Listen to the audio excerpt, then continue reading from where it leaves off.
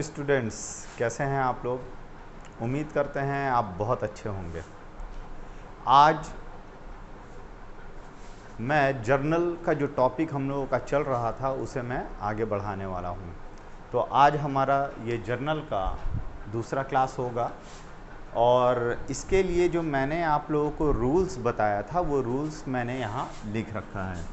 सबसे पहले तो आपको ये बताया गया था कि अकाउंट्स कितना तरह का होता है, personal account, real account and nominal account. ये 3 तरह के अकाउंट्स होते हैं। पर्सनल अकाउंट जो पर्सन से रिलेटेड होता है, जैसे कि राम अकाउंट, श्याम अकाउंट, रहीम अकाउंट, रहमत अकाउंट, रिलायंस लिमिटेड, किसी ऑर्गेनाइजेशन के नाम को भी हम लोग पर्सनल अकाउंट में इंक्लूड कर सकते हैं। इसके अलावा एक होता है रियल अकाउंट। ये रियल अकाउंट प्रॉपर्टी से रिलेटेड होता है।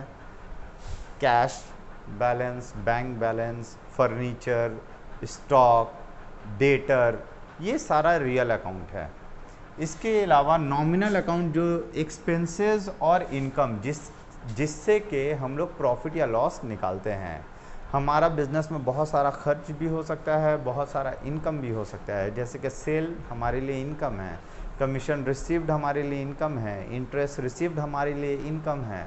तो ये सारा जो इनकम हम लोग एक साथ जोड़ कर रखते हैं। उसके बाद हमारा बहुत सारा एक्सपेंसेस होता है, जैसे कि परचेज़ हमारे लिए एक एक्सपेंस है, वेजेस हमारे लिए एक एक्सपेंस है, सैलरीज हम पे करते हैं, रेंट हम पे करते हैं, एडवर्टीजमेंट पे करते हैं, कैरेज, ट्रैवलिंग एक्सपेंस, स्टेशनरीज, बहुत सारा खर्च होता है। उन सारे खर्च को अपने इनकम से लेस कर देते हैं तो प्रॉफिट आता है। तो ये जितना भी एक्सपेंसेस और इनकम होता है वो नॉमिनल अकाउंट में आता है, ये हमने डिस्कस किया था। तो अकाउंट्स के 2 साइड होते हैं। एक साइड का नाम है डेबिट और दूसरे का नाम है क्रेडिट। और जो पर्सनल अकाउंट है, पर्सनल अकाउंट क्या कहता है कि पर्सन 2 तरह के होते हैं। एक तो हो गया रिसीवर और दूसरा हो गया गिवर। अगर कोई आदमी, आप बिजनेसमैन हैं, आप दूसरे के बारे में सोचें, अगर वो आदमी रिसीवर है तो उसको हम डेबिट में लिखेंगे, लेकिन वो आदमी अगर गिवर है तो उसे क्रेडिट में लिखेंगे। रियल अकाउंट जो प्रॉपर्टी से रिलेटेड है, तो इसका मतलब हमारे बिजनेस में वो प्रॉपर्टी बढ़ भी सकता है, घट भी सकता है। बढ़ रहा है मतलब वो आपके बिजनेस में वो प्रॉपर्टी आ रहा है, व्हाट कम्स इन। अगर वो बिजनेस से जा रहा है मतलब घट रहा है वो प्रॉपर्टी, तो व्हाट गोज आउट, क्या जा रहा है, वो क्रेडिट होगा। नॉमिनल मैंने आपको कहा कि ये एक्सपेंसेस और इनकम के जो नाम होते हैं वो नॉमिनल अकाउंट है। जैसे कि नेम ऑफ एक्सपेंसेस डेबिट होगा और नेम ऑफ इनकम क्रेडिट होगा। मतलब आप कोई सा भी एक्सपेंसेस अगर आप देखो, चाहे वेजेस हो, सैलरीज हो, रेंट हो, ये सब आप डेबिट करो। या कोई इनकम का नाम है जैसे कि सेल्स हो गया, कमीशन रिसीव्ड हो गया, इंटरेस्ट रिसीव्ड हो गया, उसे हम लोग क्रेडिट करेंगे। तो ये 3 ही चीज़ डेबिट होता है। अगर इंसान है या किसी का नाम है, किसी ऑर्गेनाइजेशन का नाम है तो नाम है, अगर वो रिसीवर है तो डेबिट, वो गिवर है तो क्रेडिट। सामान है, अगर वो आ रहा है तो डेबिट और जा रहा है तो क्रेडिट। अगर एक्सपेंसेस है तो एक्सपेंसेस को डेबिट करते हैं और कोई इनकम है तो उसे हम लोग क्रेडिट करते हैं। तो साथ ही साथ मैं आपको ये बताना चाहूँगा कि हम लोग मॉडर्न रूल भी हम लोगों ने सीखा था। और ये मॉडर्न रूल्स जो है उसका हमने 2 हिस्सा लास्ट क्लास में डिस्कस किया था। एक हिस्सा जो है वो एसेट्स का है और जो दूसरा हिस्सा है वो लायबिलिटीज़ का है। एसेट्स का मतलब होता है प्रॉपर्टी और लायबिलिटीज़ का मतलब होता है जो मेरे ऊपर कर्ज है। तो एसेट जो मेरे लिए प्रॉपर्टी होता है, बिज़नेस के लिए प्रॉपर्टी होता है, और लायबिलिटीज़ वो सारा चीज़ होता है जो बिज़नेस के लिए कर्ज है, बिज़नेस के ऊपर कर्ज है। तो एसेट्स का डेबिट बैलेंस होता है और लायबिलिटीज़ उसका उल्टा होता है, तो लायबिलिटीज़ का क्रेडिट बैलेंस होता है। डेबिट और क्रेडिट बैलेंस का ये मतलब है कि अगर एसेट का डेबिट बैलेंस है तो डेबिट बैलेंस का मतलब ये है कि अगर एसेट बढ़ रहा है या एसेट आपके पास आ रहा है, जो रियल अकाउंट क्या कहता है, प्रॉपर्टी से रिलेटेड है, मतलब एसेट से रिलेटेड। अगर एसेट आएगा मतलब कोई भी प्रॉपर्टी, चाहे वो फर्नीचर हो या मशीन हो या कुछ भी हो एसेट, वो अगर बिज़नेस में आता है तो डेबिट होता है, अगर बिज़नेस से जाएगा तो क्रेडिट होगा। और तो एसेट्स का मतलब हो गया जो भी आपका प्रॉपर्टी है वो प्रॉपर्टी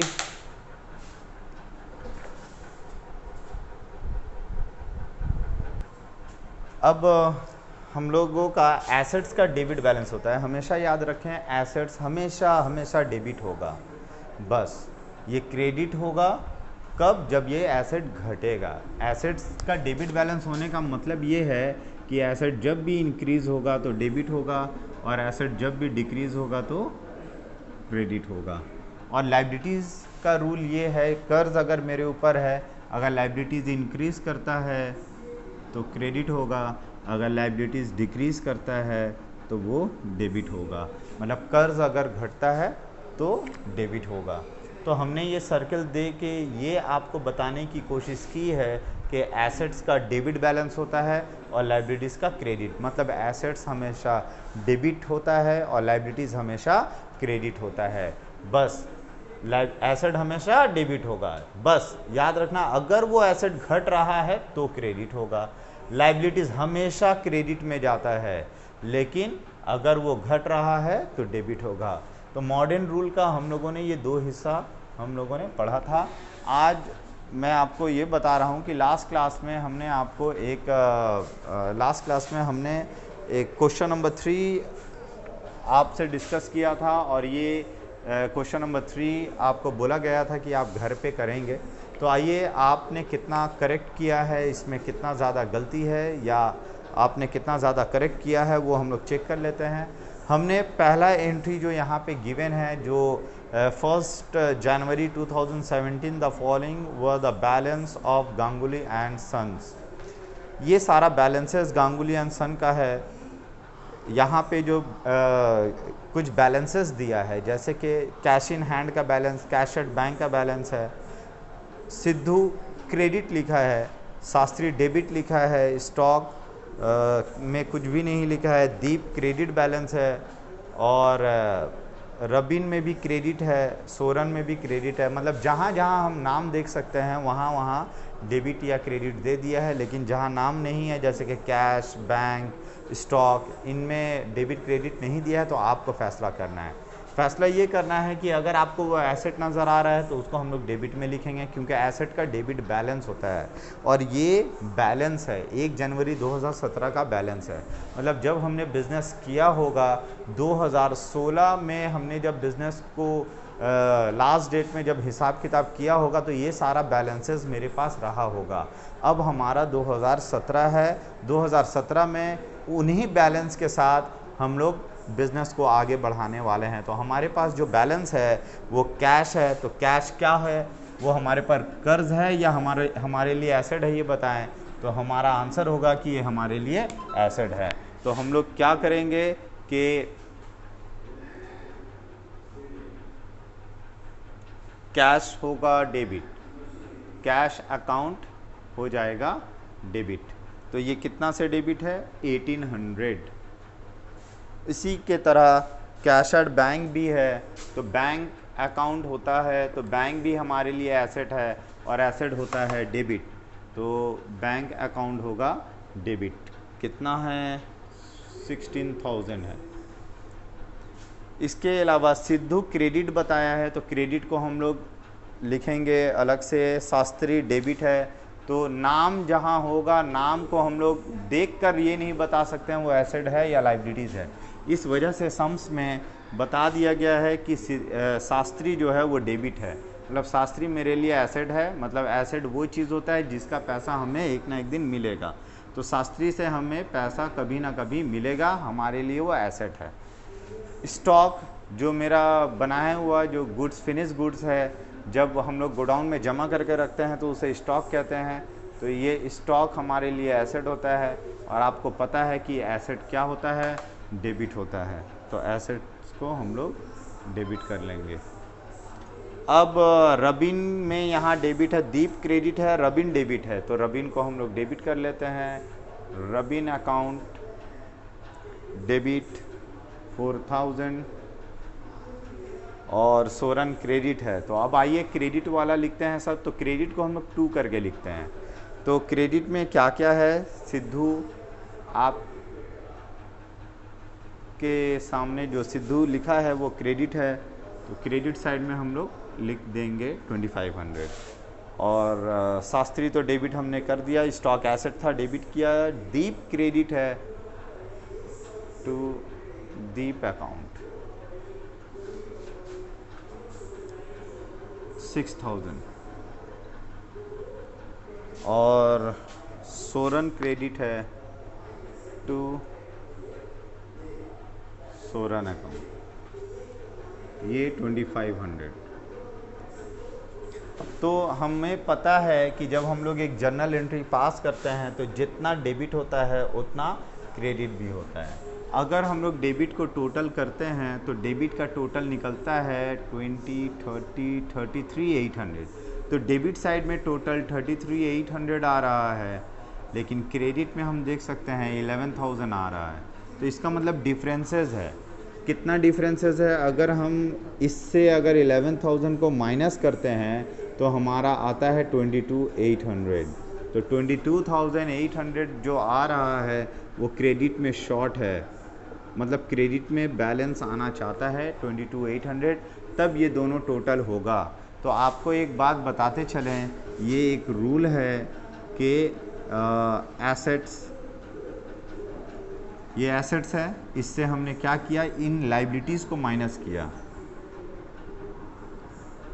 लाइबिलिटीज़ को जब हमने माइनस किया तो जो आता है वो क्या आता है, उसका नाम हम लोग लिखेंगे कैपिटल।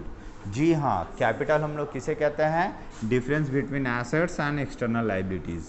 मतलब कैपिटल का मतलब होता है जब हम लोग एसेट्स से और सारे लाइबिलिटीज़ को माइनस कर देंगे, जो आएगा वो कैपिटल होगा। तो ये क्या होगा? कैपिटल। एक्चुअली कैपिटल भी बिजनेस के ऊपर एक कर्ज है। तो जितना एसेट हो गया उतना टोटल लाइबिलिटीज़ हो गया। तो ये एक्चुअली अकाउंटिंग इक्वेशन ये कहता है कि जितना एसेट होता है उतना लाइबिलिटी होता है। ये माइनस लाइबिलिटीज़ अगर उधर जाएगा तो कैपिटल प्लस लाइबिलिटीज़ हो जाएगा। तो कैपिटल भी लाइबिलिटी है और लाइबिलिटी तो एक्सटर्नल लाइबिलिटी है। तो ये दोनों मिलाकर जो होता है, एसेट जितना होता है लाइबिलिटीज़ भी उतना होना चाहिए। लेकिन लाइबिलिटीज़ को भी दो हिस्सों में बांट सकते हैं, एक कैपिटल का हिस्सा जो इंटरनल लाइबिलिटी है और एक एक्सटर्नल लाइबिलिटी जो लाइबिलिटीज़ हम लोग यहाँ पे डिनोट कर रहे हैं। तो सिंपली हम लोग अभी फ़िलहाल इतना सीखते हैं कि एसेट से इस लाइबिलिटीज़ को माइनस करेंगे तो हमारा कैपिटल आएगा।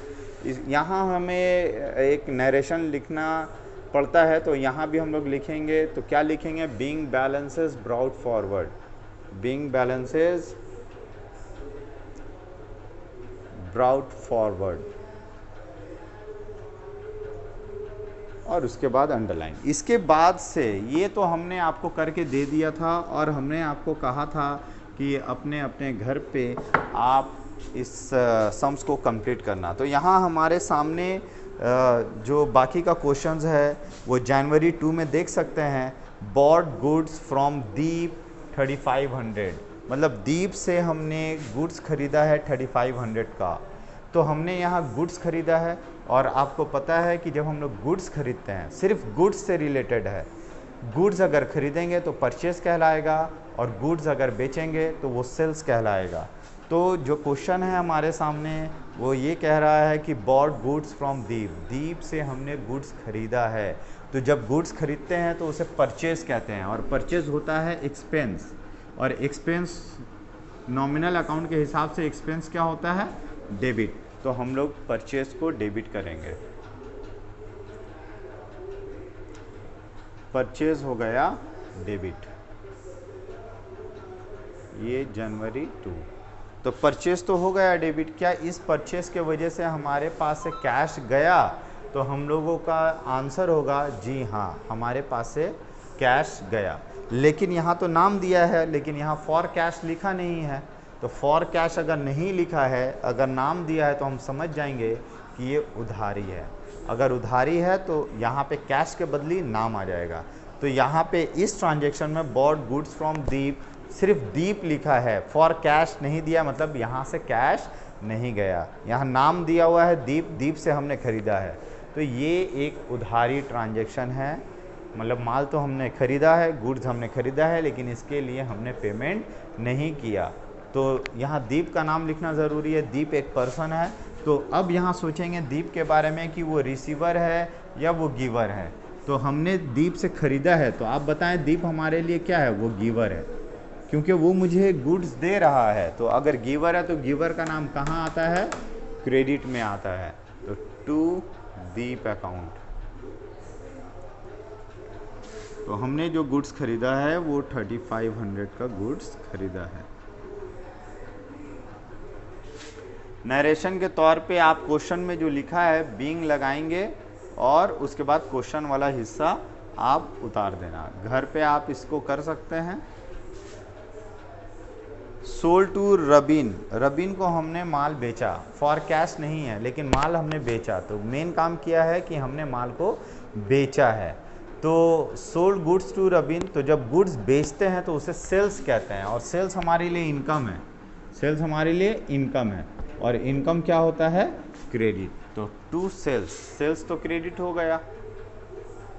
चलिए हम लोग क्रेडिट को फिक्स कर लेते हैं क्योंकि सेल्स हमारे लिए इनकम है और सेल्स हो गया क्रेडिट।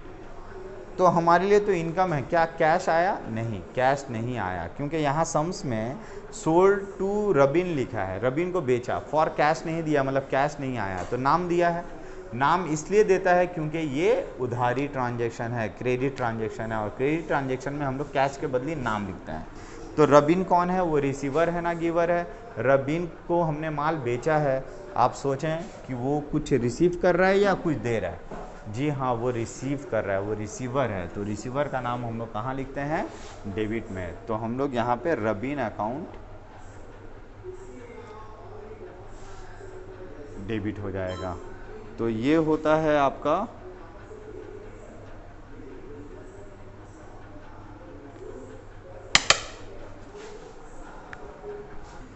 तो हम लोगों ने ये एंट्री किया सेल का। तो इसका नरेशन आप लोग जो है वो घर पे लिखना। उसके बाद हम लोग आ जाते हैं पॉइंट नंबर, मतलब जनवरी 6 को सोल्ड टू सोवन को बेचा गुड्स फॉर कैश, कैश में हमने बेचा है। तो sold to Sovan goods for cash, cash में अगर हमने बेचा है तो यहाँ सोवन का नाम का कोई मतलब नहीं है। हम गुड्स बेच रहे हैं तो हम लोग सेल्स कहेंगे, सेल इनकम होता है, क्रेडिट होगा। लेकिन इसके वजह से कैश आ रहा है, तो कुछ भी अगर आता है वर्ड कम्स इन, क्या होता है, क्या आ रहा है, कैश आ रहा है। तो कैश क्या होगा, डेबिट होगा। तो हमारे पास जगह नहीं है, आइए हम लोग ऊपर कर लेते हैं।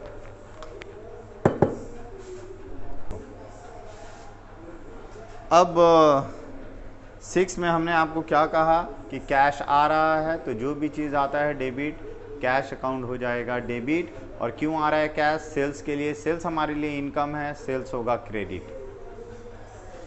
तो कितना आया है हमारे पास 4500 और सेल किया है हमने 4500। तो नरेशन आपको लिखना है घर पे। इसके बाद हम लोग करेंगे 82 गुड्स फॉर पर्सनल यूज़।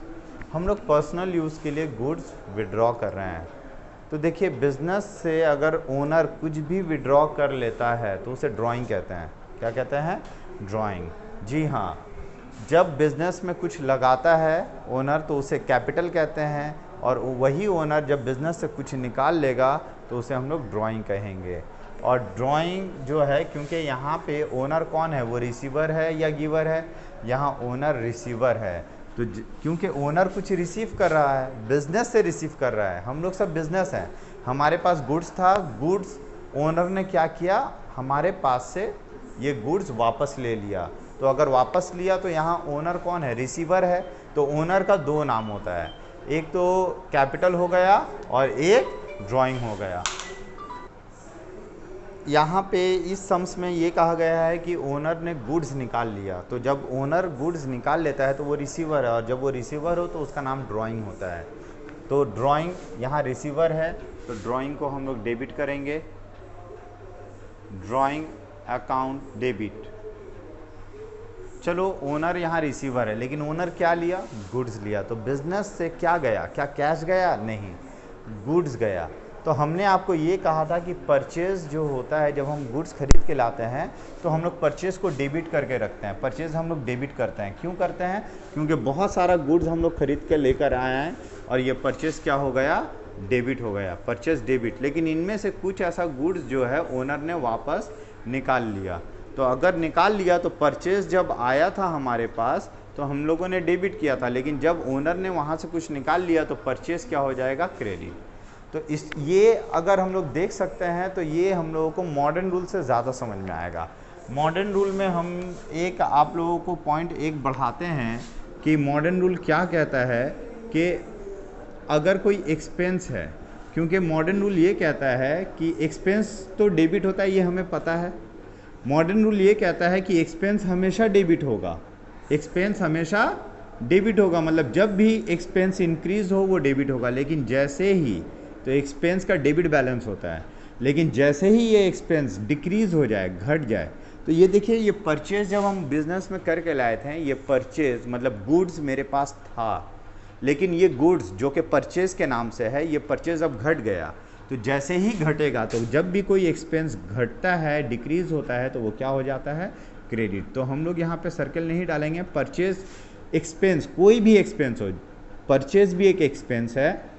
तो अगर कोई एक्सपेंस, हमेशा एक्सपेंस डेबिट होता है, लेकिन अगर वो एक्सपेंस किसी वजह से घट जा रहा है, जैसे कि यहाँ हुआ, परचेज घट गया है ना, परचेज हम लोगों ने 10,000 का परचेज करके लाया था, 10,000 का, अब ओनर उसमें से मान लो 2,000 निकाल लेता है, तो बचा 8,000 ना, तो परचेज घटा कि नहीं घटा। तो परचेज एक एक्सपेंस है, एक्सपेंस हमेशा डेबिट होता है और डेबिट में रहता है, लेकिन जब यही एक्सपेंस जब घट जाए तो वो क्या हो जाएगा, क्रेडिट। तो परचेज भी एक्सपेंस है और परचेज भी घट रहा है, और घटने की वजह से वो क्या हो जाएगा, क्रेडिट होगा। तो हम लोग यहाँ लिखेंगे टू परचेजेज, मतलब परचेज जो एक एक्सपेंस था, एक्सपेंस होता है डेबिट, लेकिन यहाँ वो एक्सपेंस घट रहा है।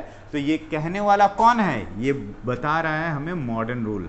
मॉडर्न रूल हमें ये बता रहा है कि एसेट हमेशा डेबिट होता है, लायबिलिटीज हमेशा क्रेडिट होता है, और एक्सपेंस जो होता है वो भी हमेशा डेबिट बैलेंस होता है, मतलब हमेशा डेबिट होता है, लेकिन अगर एक्सपेंस घट जाए तो वो क्रेडिट होगा। तो एक्सपेंस यहाँ पे घट रहा है तो क्रेडिट होगा, और ये अमाउंट है 500। नरेशन आपको घर पे लिखना है, बीइंग लगाना है, क्वेश्चन के हिस्से को कॉपी कर लेना है। उसके बाद हम लोग करेंगे 12 में लिखा है जनवरी 12 को कि receive from Rabin in full settlement 3900। Rabin से फुल सेटलमेंट में 3900 मुझे मिला है, फुल सेटलमेंट में। तो हम देख सकते हैं भाई, अभी थोड़ी देर पहले हमने एंट्री नंबर 4 मतलब जनवरी 4 को हमने जब एंट्री किया था, तो हमने रबीन को माल बेचा था। कितने का बेचा था, 4000 का। तो हमने उस वक्त जब बेचा था तो सेल को क्रेडिट किया था और रबीन को डेबिट किया था। अभी थोड़ी देर पहले हमने किया था, क्या किया था हमने किया था, रबीन को हमने डेबिट किया था। कितना से किया था, 4000 से। अभी ये बता रहा है कि ये रबीन जो है अब हमें पैसा दे रहा है। तो receive from Rabin in full settlement 3900 हमें दे रहा है, जबकि और फुल सेटलमेंट में दे रहा है, जबकि हमें उससे कितना चाहिए था, 4000, लेकिन वो हमें दे कितना रहा है, 3900 फुल सेटलमेंट में, मतलब इतना दे रहा है और वो नहीं देगा। तो इसका मतलब क्या है कि इस 4000 के बदली मेरे पास आ कितना रहा है, कैश आ रहा है ना। सबसे पहले आइए लिख लेते हैं कैश अकाउंट डेबिट। तो कैश कितना डेबिट हुआ, 39, क्योंकि कैश मेरे पास आया कितना, 3900 का। तो कैश अकाउंट डेबिट होगा 3900। इसके अलावा हमने क्या किया, उसको 100 रुपये का डिस्काउंट दिया, तो ये डिस्काउंट मेरे लिए एक्सपेंस होगा। तो 100 रुपये का मेरे लिए एक्सपेंस है। तो एक्सपेंस के लिए हम लोग क्या करेंगे, डिस्काउंट अलॉड अकाउंट डेबिट। क्योंकि कैश मेरे पास आया 3900, तो हमने व्हाट कम्स इन के रूल के हिसाब से कैश को हमने डेबिट किया 3900। ये डिस्काउंट अलॉड हमारे लिए एक्सपेंस है, और एक्सपेंस के लिए हमने जो डिस्काउंट दिया 100 रुपये का, वो मेरे लिए खर्च है, इसलिए डेबिट हुआ। गिवर कौन है, पैसा दे कौन रहा है, तो जो गिवर होता है उसका नाम क्रेडिट में जाता है। तो भैया गिवर कौन है, ये वो आदमी है जिसको हम बहुत पहले जब सेल किए थे 4 तारीख को, तो उस वक्त ये डेबिट हुआ था, अब ये आदमी क्रेडिट हो जाएगा। तो टू रबीन अकाउंट। तो हम लोग कितना गिवर मानेंगे इसको, हम ये मान लेंगे कि वो 4000 उसने मुझे दे दिया है, क्योंकि अब हमको उससे पैसा मांगना नहीं है। तो चलो भाई 4000 हम लोग इसको गिवर के तौर पे मानते हैं। हो गया ना। ये 4000 का हिसाब कैसे मिला, ये 4000 हम उसे पा रहे थे, लेकिन उसने मुझे कैश कितना दिया 3900 और डिस्काउंट अलाउ कितना हमने कर दिया 100 रुपया। ये हमने मान लिया कि वो गिवर है 4000 का।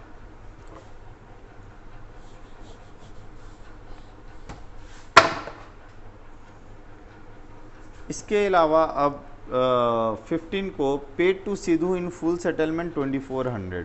देखिए जनवरी 1 को हमने एक एंट्री किया होगा जिसमें टू सिद्धू को हमने क्रेडिट किया होगा, और सिद्धू को जब क्रेडिट किया होगा तो वो क्रेडिट था 2500 से, वो क्रेडिट था 2500 से। और अभी हमें बोला है कि हम सिद्धू को पे कर रहे हैं फुल सेटलमेंट में, और हम कितना पे कर रहे हैं 2400 पे कर रहे हैं। अब आप बताएं, देखिए टू सिद्धू मतलब हमने क्या बोला था, लाइबिलिटीज़ हमेशा क्रेडिट होता है, तो सिद्धू वहाँ क्रेडिट था। जब हम लोग जनवरी 1 का एंट्री किए थे, जनवरी 1 के तरफ अगर आप जाएं तो उस वक्त हमने सिद्धू को क्या किया था, क्रेडिट। और क्रेडिट का मतलब क्या होता है, क्रेडिट का मतलब होता है जो मेरे ऊपर कर्ज है, कर्ज था, सिद्धू का कर्ज था मेरे ऊपर। कितना का था कर्ज, 2500 का, लेकिन इस कर्ज में से हम लोग दे कितना रहे हैं उसको, 2400 रुपये दे रहे हैं, वो भी फुल सेटलमेंट में। फुल सेटलमेंट का मतलब होता है हमने 2500 में से 2400 पे कर दिया आपको, और हम आपको नहीं पे करेंगे, आप मुझे डिस्काउंट दे दो। तो अगला आदमी जब मुझे डिस्काउंट देगा, मतलब बिजनेस को जब डिस्काउंट देगा, तो हमारे लिए डिस्काउंट रिसीव्ड है, इनकम है। हमें डिस्काउंट मिलता है तो अच्छा लगता है ना भाई, तो हमारे लिए इनकम है, और इनकम होता है क्रेडिट। तो आइए हम देखते हैं कि सिद्धू को हम पैसा दे रहे हैं, Sidhu is the receiver. Sidhu कौन है, रिसीवर है, तो सिद्धू अकाउंट डेबिट। तो हम कितना मान लेंगे भाई कि हम उसका हिसाब कितना का पूरा कर रहे हैं, फुल सेटलमेंट में 2500 का हिसाब 2400 में पे कर रहे हैं। तो हम ये मान लेंगे कि चलो हमने उसको 2500 पूरा दे दिया, तो वो रिसीवर 2500 का हुआ, लेकिन कैसे, हमने उसको कैश में दिया कितना, to cash, word goes out, cash गया कितना से, कैश गया 2400 से, ठीक है। और 100 रुपया का हमारे लिए डिस्काउंट रिसीव्ड हो गया। तो जब डिस्काउंट रिसीव्ड क्या है, मेरे लिए इनकम है, तो डिस्काउंट रिसीव होगा क्रेडिट।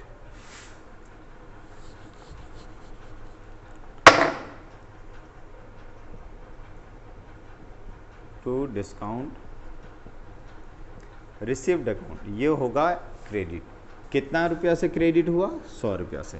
तो मेरे पास कैश गया 2400 और हमको डिस्काउंट मिला 100, तो हम मान लेंगे कि यहाँ सिद्धू को हमने कितना पे कर दिया, 2500 पूरा देकर सेटलमेंट कर लिया, लेकिन एक्चुअल में हमने कैश दिया कितना, 2400, लेकिन सेटलमेंट कितना का हो गया 2500। तो हम ये मान लेंगे कि सिद्धू जो रिसीवर है वो 2500 है। देखिए यहाँ पे अगर हम लोग इस रूल से अगर करते हैं, एसेट्स एंड लाइबिलिटीज़ के रूल से करते हैं, तो देखिए ये ज़्यादा क्लियर होगा, मतलब मॉडर्न रूल से। अभी तो हमने आपको गोल्डन रूल से ये समझाया, अब अगर मॉडर्न रूल से इसी को अगर समझने की कोशिश करते हैं, देखो सिद्धू था कौन, जनवरी 1 में सिद्धू क्रेडिट था। क्रेडिट का मतलब क्रेडिट बैलेंस किसका होता है, लाइबिलिटी का, मतलब मेरे ऊपर कर्ज था, हम उसको पे करने जा रहे हैं ना, तो हमने उसको 2400 पे किया, लेकिन मेरा कर्ज कितना से कम हुआ, 2500 से मेरा कर्ज कम हो गया, क्योंकि हमने उसको पेमेंट किया फुल सेटलमेंट में।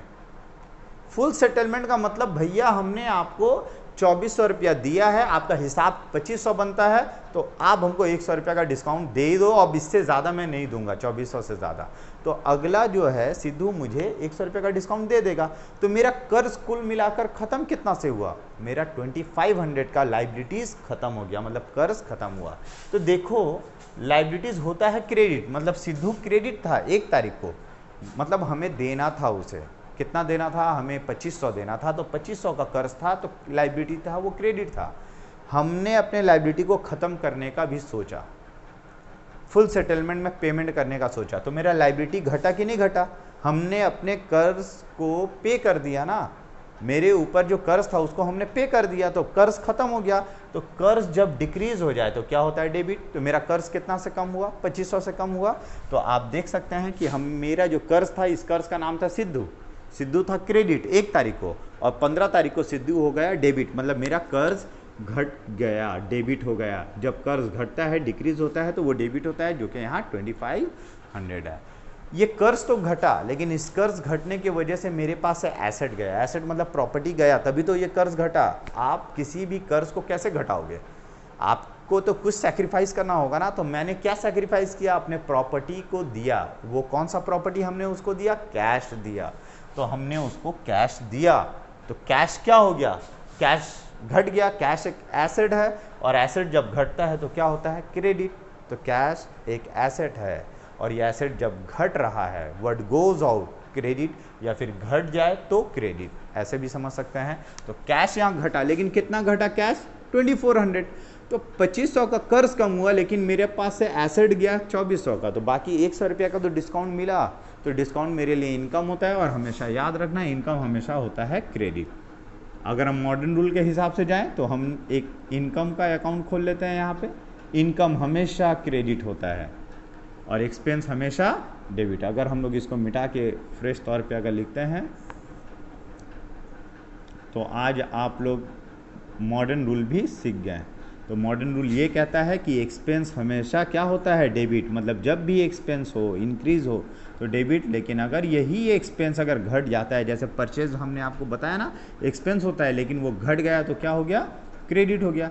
इनकम उसी तरीके से, इनकम क्या होता है, हमेशा क्रेडिट। गोल्डन रूल में आइए, इनकम हमेशा क्या होता है, क्रेडिट होता है। तो इनकम हमेशा क्रेडिट, मतलब जब भी इनकम बढ़ेगा, जब भी इनकम इंक्रीज करेगा तो वो होगा क्रेडिट, लेकिन अगर इनकम डिक्रीज किया तो वो हो जाएगा डेबिट। तो यहाँ पे इनकम मेरा बढ़ रहा है, 100 रुपये का इनकम कमाया भाई हमने, 100 रुपये का डिस्काउंट मिला, तो 100 रुपये का जो डिस्काउंट है वो हमारे लिए इनकम हो गया। अब हम लोग आ जाते हैं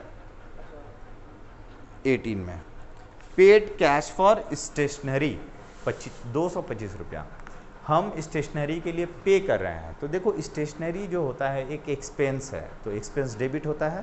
तो स्टेशनरी तो एक्सपेंस है, हम लोग डेबिट करेंगे।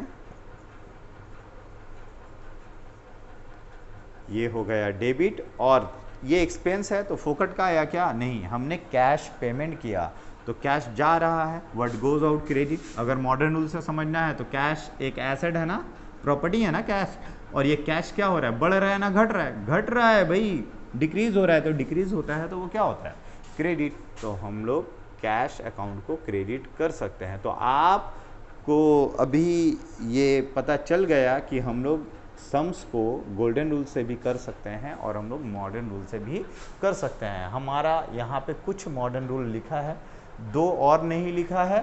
2 मैं ये जो गोल्डन रूल है, इस गोल्डन रूल को इरेज कर देता हूँ, या फिर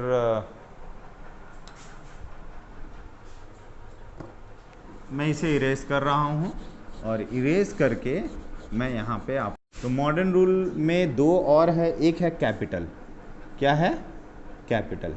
कैपिटल जो होता है वो तो आपको मालूम ही है, लायबिलिटी है, और लायबिलिटी हमेशा क्रेडिट होता है। अब यहाँ पे हम देख सकते हैं कि कैपिटल क्या होता है, लायबिलिटी होता है ना, बस इसी का रूल है। कैपिटल भी एक तरह का लायबिलिटी है, और लायबिलिटीज़ मतलब एक्सटर्नल लायबिलिटीज़। तो लायबिलिटीज़ होता है क्रेडिट, और कैपिटल का भी बैलेंस होता है क्रेडिट। मतलब कैपिटल हमेशा क्रेडिट होगा, मतलब जब कैपिटल ओनर डालेगा तब कैपिटल क्रेडिट में ही जाएगा। लेकिन हाँ, कभी कभी कैपिटल डेबिट भी होता है। वो कब होता है, मैं जब आपको सम्स बताऊंगा तब बता दूंगा। इसके अलावा एक और अकाउंट होता है जिसे हम लोग कहते हैं ड्राइंग्स। क्या होता है, ड्राइंग्स। ड्राइंग किसका उल्टा होता है, ड्राइंग होता है कैपिटल का उल्टा। तो ये हो गया ड्राइंग्स अकाउंट। तो ड्राइंग क्या होता है, ड्राइंग का होता है डेबिट बैलेंस। कैपिटल का क्रेडिट, ड्राइंग डेबिट। क्यों, ड्राइंग इज नेगेटिव कैपिटल। मतलब कैपिटल जब बिजनेस में डालते हैं तो कैपिटल कहलाता है, और यही कैपिटल जब बिजनेस से निकाल लेते हैं तो ड्राइंग कहलाता है। तो इसीलिए हमने यहाँ पे ड्राइंग को डेबिट किया था, क्योंकि बिजनेस से पैसा निकाल लिया गया था, और ड्राइंग हमेशा क्या होगा, डेबिट होगा। देखो सर्कल हमने किया है ना, तो देखो ड्राइंग का डेबिट बैलेंस होता है, हमेशा डेबिट होगा। कैपिटल का क्रेडिट बैलेंस होता है, हमेशा क्रेडिट होगा। एक्सपेंस का डेबिट बैलेंस होता है, हमेशा डेबिट होगा। इनकम का क्रेडिट बैलेंस होता है, हमेशा क्रेडिट होगा। बस ये तो है, ड्राइंग हमेशा डेबिट होता है, इंक्रीज होगा तो। लेकिन अगर कभी ड्राइंग डिक्रीज हुआ, डिक्रीज करने का मौका आया, ये कब डिक्रीज होगा मैं आपको सम्स में बता दूंगा। जब सम्स आएगा उस वक्त हम लोग डिस्कस कर लेंगे। तो ये जो 6 रूल है, 1 2 3 4 5 6, ये 6 रूल जो है ये मॉडर्न रूल है और इस मॉडर्न रूल को हमें समझना बहुत ज़रूरी है। तो लास्ट वाला जो एंट्री आपको उम्मीद करता है ये समझ में आएगा, stationery account debit to cash account. इस सम्स को आप यहाँ पे जर्नल का टोटल कर लेना, नहीं तो टोटल करना कंपलसरी जर्नल में नहीं है। और जब हम लोग क्लोज करेंगे तो इसे हम लोग डबल लाइन से क्लोज करेंगे। तो ये था हमारा आज का क्लास और मैं नेक्स्ट क्लास में ये डिस्कस करूँगा फुल्ली जो मॉडर्न रूल का जो कंसेप्ट है वो हम लोग पूरा अप्लाई करने वाले हैं हमारे नेक्स्ट क्लास में। तो आप नेक्स्ट क्लास में बिल्कुल आपको क्लासेस को मिस नहीं करना है, आपको आना है। Thank you for the class.